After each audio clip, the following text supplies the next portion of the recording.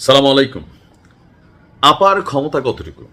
এই মুহূর্তে বাংলাদেশের রাজনীতিতে কার্যত আপার ক্ষমতা নিয়ে নানান প্রশ্ন থাকলেও ভারতে বসে শেখ হাসিনা বাংলাদেশকে কতটুকু নাড়াচাড়া করতে পারেন এ নিয়ে মানুষের মনে অনেক প্রশ্ন আছে। তবে সাম্প্রতিক সময়ে একটা বক্তব্যকে কেন্দ্র করে অনেকে মনে করছেন যে ভাই, যদি ভারতে বৈশা পশ্চিমবঙ্গের রাজনীতিতে শেখ হাসিনাই তুল কালাম কাণ্ড ঘটাইতে পারে, তাহলে বাংলাদেশের রাজনীতিতে কি আগামী দিনে শেখ হাসিনা কোনো রকম প্রভাব ভূমিকা রাখতে পারবেন, অথবা বাংলাদেশের ক্ষমতার মসনদেও কোনো পরিবর্তন আনতে পারবেন কিনা? প্রশ্ন হচ্ছে, শেখ হাসিনার পরামর্শে ভারতের রাজনীতিতে একটা হুলস্থুল কাণ্ড ঘটছে। তো কি কাণ্ড ঘটছে আপনারা সকলেই জানেন। পশ্চিমবঙ্গ বা কলকাতায় রাজনৈতিক ক্ষমতার একটা পরিবর্তন ঘটছে। দীর্ঘ কয়েক বছর যাবৎ, সম্ভবত 1 থেকে 1.5 যুগ যাবৎ ক্ষমতায় ছিলেন মমতা দিদি। তো সাম্প্রতিক সময়ে নির্বাচনে এই আসনটাকে বিজেপি দীর্ঘদিন যাবৎ টার্গেট করছিল।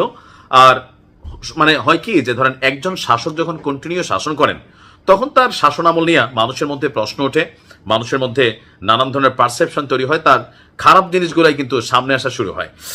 তো সেই কারণে মমতা দিদি ভালো অর্জনও আছে, খারাপ অর্জনও আছে, সবকিছু মিলিয়ে তিনি ক্ষমতা হারিয়েছেন।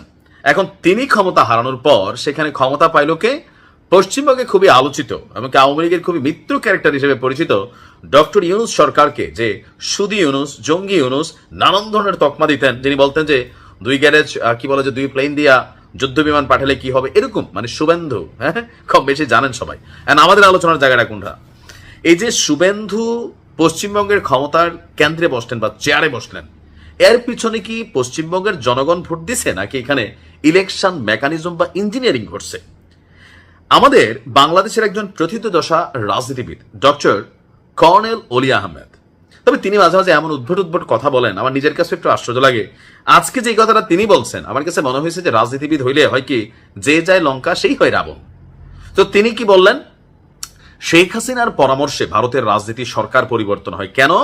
শেখ হাসিনার পরামর্শে ভোট ইঞ্জিনিয়ারিং এর মাধ্যমে ভারতের পশ্চিমবঙ্গের ক্ষমতায় শুভেন্দু অধিকারীকে বসানো হয়েছে।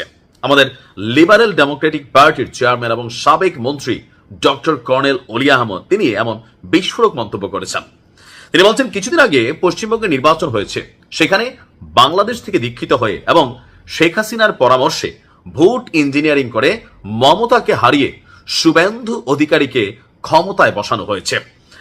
সেখানে জয়ের পর থেকেই সংখ্যালঘুদের উপর নির্যাতন চালানো হচ্ছে। পত্রপত্রিকায় দেখলাম মুসলমানদের এটা কিছু আছে, প্রত্যেক দেশে হয়, তবে আমরা এটাকে আপাতত ধর্মভিত্তিক উস্কানিতে আমি যাব না।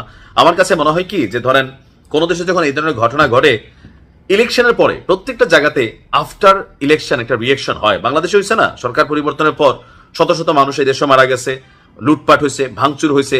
যেই সরকারি ক্ষমতায় আসুক এমন কিছু কর্মকাণ্ড কিন্তু ঘটে। সো নির্বাচন পরবর্তী ক্ষমতার পালাবদলের এই সময়কালে যেই সহিংস ঘটনাগুলো ঘটে, সেটাকে ধর্মীয় ভিত্তিক ট্যাগিং করে আমার কাছে মনে হয় না যেটাকে ধর্মভিত্তিক। যে কর্নেল অলি আহমেদ, তিনিও বাংলাদেশের মানুষের পালস বোঝেন, যে ভারত বিরোধী কথা বলা, তারপরে ধরেন হচ্ছে ধর্ম নিয়ে একটু উস্কানি দিলে এই জাতির মধ্যে আমরা যারা হালকা আবাল আছি তারা আবার লাফাইয়া পড়বো।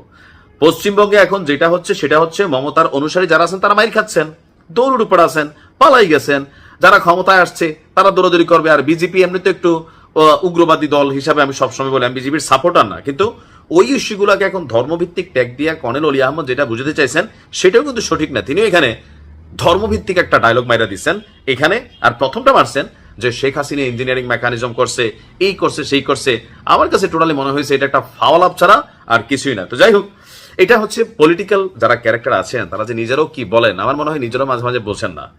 তো এই মুহূর্তে ভারতের ক্ষমতায় পালাবদল একটা স্টেটের রাজনীতিতে সরকার পরিবর্তনের খেলায় শেখ হাসিনার এই ক্ষমতা আছে, এটা আসলে কি কোনো পাগল ছাড়া এই মুহূর্তে কেউ বিশ্বাস করবে?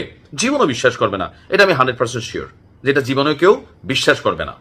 তো যাই হোক, আমরা আমাদের রাজনীতিবিদদের বলবো কি, ভাই দেখেন অনেকটা শ্রদ্ধার জায়গায় ছিলেন, এখন আস্তে ধীরে আপনারা এমন এমন কথা বলেন না যে জনগণের কাছে হাস্যকর প্রাণীতে পরিণত হন।